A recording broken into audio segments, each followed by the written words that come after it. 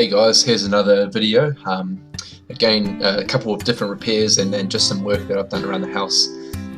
The first part of this video covers a repair that I did on my lawnmower, and it's a Victor brand. I've probably had it for, I don't know, maybe a year now. And actually when we first bought it, within a couple of weeks we actually broke the handle to control the speed, like the variable speed control sort of lever.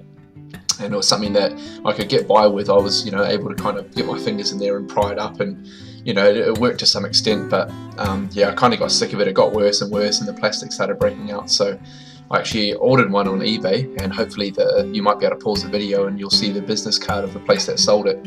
I think the price was about $15, and immediately when I got it, it was way better quality and a whole lot stronger. So the swap was pretty easy. Basically all I had to do was measure the length and get it basically the same as the last cable. Cut off a little bit of the sheathing around the sort of inner metal cable.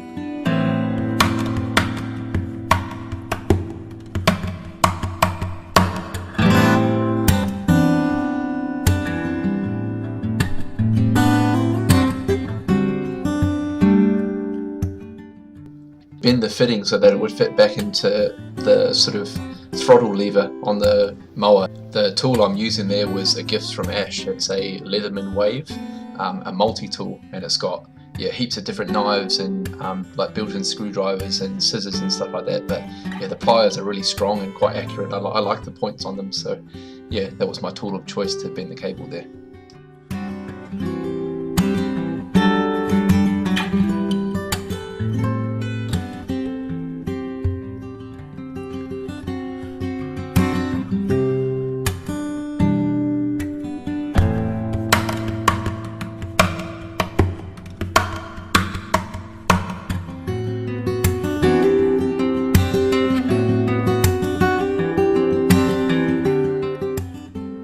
And then cable tie the cable to the mower handle, and then I could give it a test run, and it works a whole lot better.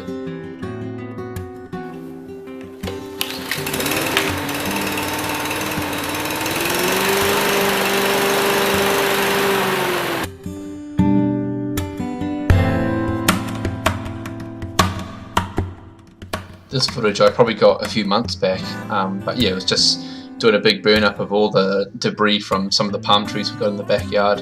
One day we'd like to get someone in, like a tree removal specialist, to get them in and pull them down, because they're pretty tall and it's a little too close to the house and shed for me to try myself in case I stuffed it up. So for the moment all we can do is just burn the branches that fall down and try to get rid of all the leaves and foliage that it drops. And Ash was able to give me a hand with that as well, but literally within a month all the weeds in that have grown back. So hopefully before it gets too hot, I probably want to clear up the gardens and put some weed mat down and kill all the weeds that I can in there as well, and hopefully layer the soil and stuff. But I've also got some other plans for the brickwork in that area that will come in maybe a later video.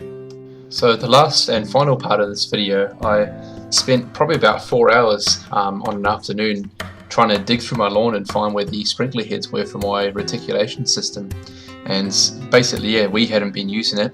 When we first moved in, the program that it was set on, I think it ran it for maybe like 10 minutes every station for 10 minutes every morning, and our first water bill was something like astronomical. So I basically just turned it off and we never really used it at all.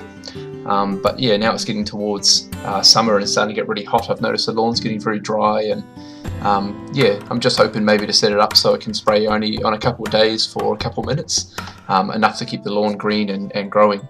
So I went to a reticulation shop that's only about 5 minutes up the road from where I live, and I bought a few spring mechanisms that sort of prop up the central spraying nozzle, and also the replacement nozzles for it. So each of the sprinkler heads were, I think, about $5 each, and the spray nozzles, which you could choose between different directions, like one can only spray at like a half pattern, the other one sprays in a 360-degree full pattern, those were about $2 or $3 each. And the sections of other pipe there, that longer piece of pipe, was for one that's in the front garden, and that one's so that it can sit up above the plants that are planted close by and get a more even coverage out over the garden area. And that's just a quick picture of a repair I did on my whippersnapper. It kept breaking cable because there were some little rings missing from the cap, and I just glued in some pieces of rubber that stops the cable from breaking against the plastic housing. And also I had a go at sharpening my lawnmower blades with my grinding wheel, and yeah, made a huge difference, a whole lot sharper. They're really easy to install, especially if it's already basically exactly the same thread. So you pretty much just unscrew the old one and replace it with the new one, and they come with this red tag that sort of sits in the top, and there's a filter inside these mechanisms. So the guy at the shop told me you have to basically power them on for about 20 to 30 seconds just to give them a quick wash through, and then you can lift up the nozzle with using that red tag and unscrew it, and then from there you can screw in a nozzle of your choice.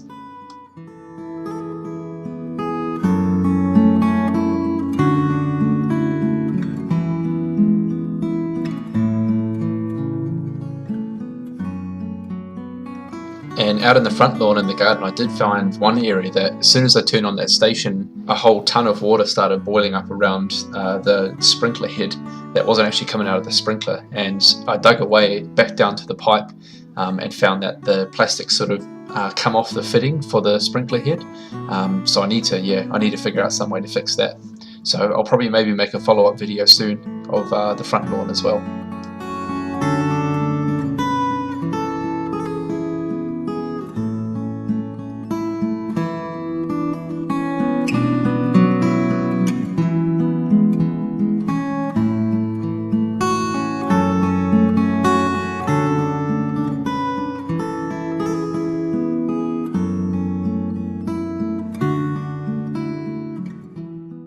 Well, that's all for today. I hope you enjoyed the video. I hope you're looking forward to part 2. If you like the video, please like and subscribe to my channel for the next installment.